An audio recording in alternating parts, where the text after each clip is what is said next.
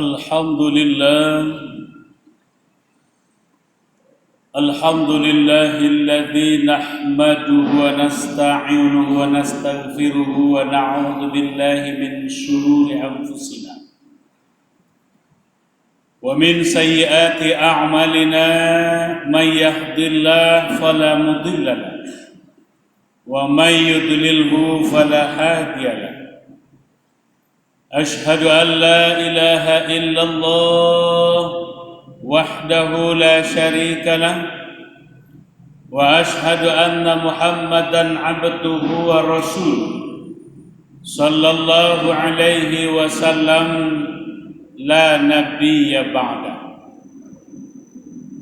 اللهم فصل وسلم وبارك على محمد وعلى آله ومن تبعهم بإحسان إلى يوم الدين فقد رشد. أما بعد فيا عباد الله إني أوصيكم وإياي بالتقوى الله فقد فاز المتقون. اتقوا الله حق تقاته ولا تموتن إلا وأنتم مسلمون. قال الله تعالى في الكتاب الكريم: أعوذ بالله من الشيطان الرجيم. بسم الله الرحمن الرحيم. ولتكن منكم أمة يدعون إلى الخير ويأمرون بالمعروف وينهون عن المنكر وأولئك هم المفلحون.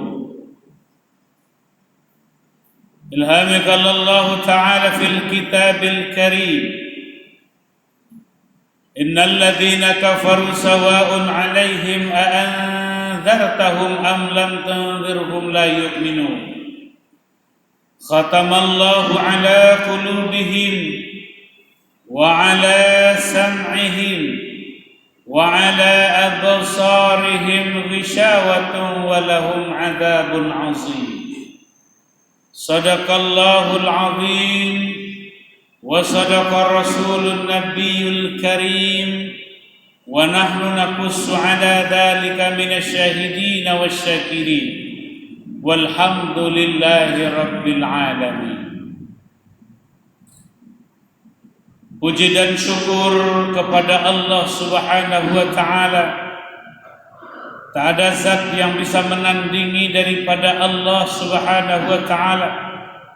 Zat yang Maha Pencipta, zat yang memberi, zat yang menerangi bumi ini, zat yang memberikan kenikmatan dalam kehidupan kita, yang memberikan hidup dan segalanya adalah Allah Subhanahu wa Ta'ala. Selawat dan salam teruntuk buat junjungan kita Nabi besar Muhammad sallallahu alaihi wasallam, Rasul yang merupakan super power, orang yang di dalamnya diakui bukan hanya oleh saudara-saudaranya, bukan hanya diakui oleh kaumnya, tapi Rasulullah sallallahu alaihi wasallam juga diakui oleh para musuh dan lawannya. Begitu hebat pendirian yang dimiliki oleh baginda Rasulullah sallallahu alaihi wasallam. Ini yang benar-benar terjadi. Di dalam sebuah buku, The Michael Hart pernah mengarang sebuah buku 100 Ranking of Tomorrow. Manusia paling berpengaruh di muka bumi. Di situ dituliskan 100 manusia paling berpengaruh. Maka nomor 1 dalam buku itu dituliskan adalah baginda Muhammad sallallahu alaihi wasallam. Hasil penelitian apa yang diungkapkan oleh Michael Hart? Hasil penelitian mana yang diberikan oleh Michael Hart? Secara akademik manapun mereka menyatakan bahwa sesungguhnya pengaruh paling besar ajaran Islam yang sampai dari Jazirah Arab yang sampai ke Madinah, yang sampai ke Asia, yang sampai ke Persia, yang sampai ke Indonesia, yang sampai ke tempat kita, yang ajarannya, yang budayanya masih tetap bisa kita lakukan sampai hari ini. Hadirin sidang jemaah Jumat yang dirahmati Allah, maka kebesaran Rasulullah sallallahu alaihi wasallam ini menjadi contoh tauladan bagi kita dalam kehidupan kita sehari-hari. Banyak di antara kita yang kadang-kala belum mampu membenarkan apa yang terjadi. Hadirin yang mulia, maka dalam ayat surah Ali Imran yang kita bacakan tadi, Bismillahirrahmanirrahim, wal takum minkum ummatun yad'una ilal khair wa ya'muruna bil ma'ruf wa yanhauna 'anil munkar. Maka di ayat lain dikatakan kuntum khaira ummah, mengajaklah kamu kepada kebajikan dan sesungguhnya kamu adalah umat terbaik. Hadirin yang mulia, tidak mampu di antara kita mengajak kepada kebajikan, tidak mampu di antara kita mendatangi saudara-saudara kita. Maka suatu kali baginda Rasul ketika beliau berjalan dengan Abu Bakar Siddiq lewat jenazahnya orang Yahudi diantarkan ke makamnya, maka Rasulullah tertunduk dan menangis. Lantas ditanya oleh sahabat, "Ya Rasul, yang meninggal itu bukanlah kita, bukan saudara kita ya Rasul, mereka Yahudi. Tapi kenapa engkau harus menangis ya Rasulullah?" Jawab Rasulullah, "Sungguh benar," kata beliau, "yang meninggal itu adalah Yahudi. Maka saya menangis karena saya belum sempat datang ke rumahnya, bahwa agama Islam adalah agama yang benar. Belum sempat datang ke rumah orang Yahudi, kita sudah meninggal dunia, dan ternyata dia lebih dulu daripada kita meninggal dunia. Benar, kita tidak dihisab masuk surga, dan mereka juga tidak dihisab masuk ke dalam neraka," kata Rasulullah. Ini yang aku tangiskan. Maka tiap hari Rasulullah berjauhlah namanya, datang ke rumah saudara-saudaranya, pergi berdakwah, menyampaikan kebenaran Islam, menyampaikan bahwa ini agama yang benar. Innad dina indallahil Islam. Kita hari ini hadirin yang mulia merasa malu memangku ajaran Islam, merasa malu ada agama dalam dada kita, merasa malu pakai peci, merasa malu pakai sorban, merasa gengsi menyebut nama Allah, merasa gengsi membaca salam, merasa gengsi membaca doa untuk berwudu, merasa gengsi untuk membaca doa mau makan, merasa gengsi untuk berdoa sebelum tidur. Kenapa kita harus gengsi hadirin yang mulia? Sementara Allah tetapkan kepada kita, tak ada kebahagiaan dalam hidup, tak ada kebahagiaan yang paling hebat ketika manusia mampu menanamkan nilai agama dalam hidupnya. Harta yang kita miliki, pangkat dan jabatan, ternyata tidak membawa kebahagiaan kita baik di dunia maupun di akhirat.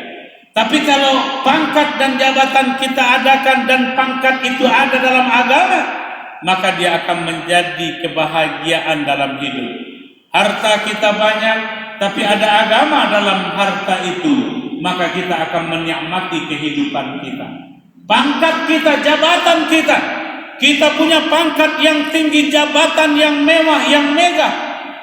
Kalau pangkat dan jabatan itu ada agama di dalamnya, maka kita akan nikmat. Banyak orang yang hidup biasa-biasa saja, hartanya tidak melimpah, hidupnya biasa-biasa saja, hartanya tidak banyak, pangkat pun dia tidak punya, tapi mereka memiliki nilai kebahagiaan, rumah tangga yang bahagia, mereka tetap ibadah sesuai dengan apa yang dituntunkan oleh Allah Subhanahu wa ta'ala. Hadirin yang dirahmati Allah, maka di Jumat ini benar-benar harus kita tanamkan bahwa nilai agama dan keyakinan kita kepada Allah membuat kita bahagia. Keyakinan kita hidup dengan beragama, dengan berusaha untuk bahagia dunia wal akhirah, menyadari bahwa wabtaghi fima atakallahu daral akhirah, wa la tansa nasibaka minad dunya. Hidup di dunia hanya sekelumit, yang abadi adalah akhirat. Apa kebahagiaan manusia itu? Man kana akhiru kalamihi la ilaha illallah. Barang siapa yang di penghujung hayatnya mampu membaca kalimah la ilaha illallah, itulah kebahagiaan yang sesungguhnya. Khadijatul Kubra adalah seorang perempuan hebat yang diperistri oleh baginda Rasulullah. Hartanya banyak, 2/3 kota Makkah itu adalah miliknya beliau. Apa yang terjadi sama Khadijatul Kubra? Di penghujung hayatnya beliau memiliki baju yang sobeknya sampai 83 tambalan.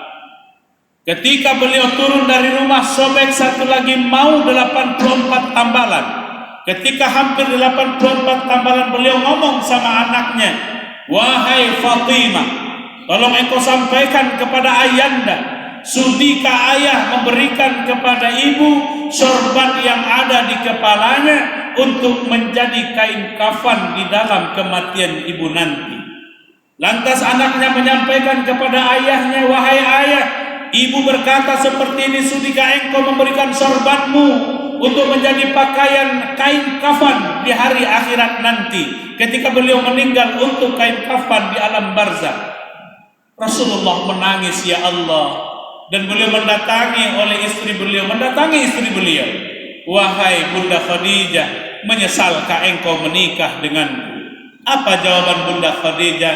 "Ya Rasulullah, menikah dengan engkau, mendapatkan Allah, mendapatkan Islam, itu jauh lebih mahal daripada baju yang kumiliki. 2/3 kota Makkah ini menjadi milikku," kata beliau.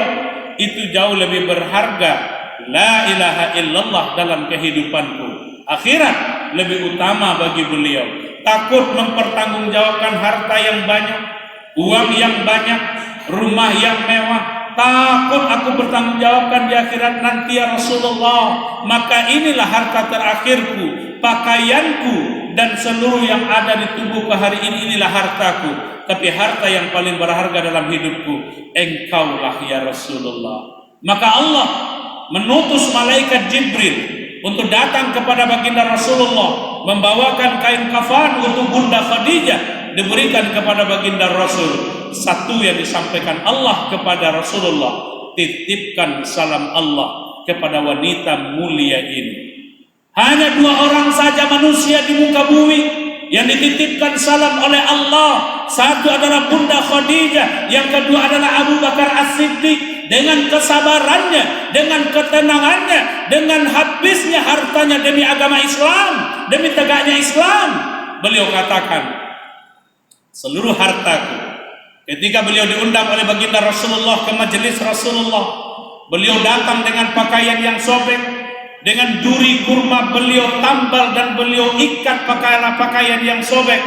Malaikat Jibril datang lebih jauh, lebih dulu daripada Abu Bakar Siddiq. Datang pada baginda Rasulullah.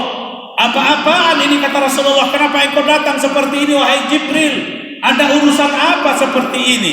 Dijawab oleh Jibril, "Ya Rasulullah, aku datang berpakaian seperti ini agar saudaramu, agar sahabatmu Abu Bakar Siddiq tidak merasa minder dengan kehadirannya hari ini. Sungguh pakaian beliau 46 tambalan. Sungguh beliau akan hadir untuk majelis engkau ya Rasulullah. Maka saya datang membawa pakaian ini. Pakailah pakaian yang saya bawa ini ya Rasulullah, demi menghargai Abu Bakar Siddiq, demi menghargai majelis engkau kini ya Rasulullah. Seluruh malaikat, seluruh makhluk yang ada di langit memakai pakaian yang sama dengan apa yang dipakai oleh Abu Bakar Siddiq." Begitu mulianya. Apa yang membuat mulia para saudara-saudara hadirin adalah nilai agama yang mereka camkan di dalam kehidupan ini. Yakini Allah, yakini agama Islam, agama yang benar, tunaikan dengan sempurna, lakukan dengan baik, lihat kisi-kisi Islam, wudhunya yang benar, tahajudnya yang benar. Ketika kita di masjid, ketika kita mau masjid, sudahkah taharah kita benar? Sudahkah istinja kita benar? Sudahkah kita kencingnya benar-benar duduk dan suci? Sudahkah wudhu kita benar-benar dan sesungguhnya apa yang kita lakukan dalam hidup adalah untuk merapikan kehidupan, bagaimana kita menatap kehidupan akhirat yang sebenarnya. Dunia hanya sekelumit, hanya sementara, hanya ada pada diri kita. Tapi akhirat akan menjadi tempat pertanggungjawaban untuk kehidupan kita di hari akhirat nanti. Siapkan, sempurnakan ibadah kita, sempurnakan keyakinan kita, sempurnakan sholat kita, sehingga itu menjadi bekal untuk perbaikan diri kita di hari akhirat nanti. Barakallahu li wa lakum fil Qur'anil azim, wa nafa'ani wa iyyakum bima fihi minal ayati wa dzikril hakim. Taqabbalallahu minna wa minkum tilawatahu, innahu huwas sami'ul basir.